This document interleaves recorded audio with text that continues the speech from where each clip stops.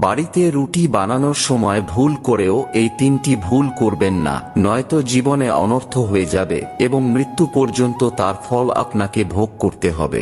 জানার আগে হে প্রভু রাম, যারা লাইক করে কমেন্টে জয় শ্রী রাম লিখছে তাদের সকল দুঃখ কষ্ট থেকে তুমি তাদের রক্ষা করো।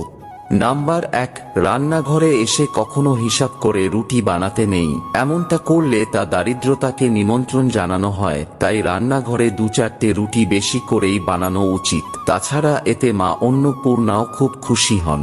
নাম্বার 2, রান্নাঘরে ভুল করেও কখনো বাসি আটার রুটি বানাবেন না। এতে করে পুরো পরিবারকে রাহুর গ্রাস সহ্য করতে হয়, যার কারণে স্বামী স্ত্রীর মধ্যে ঝগড়া হয়।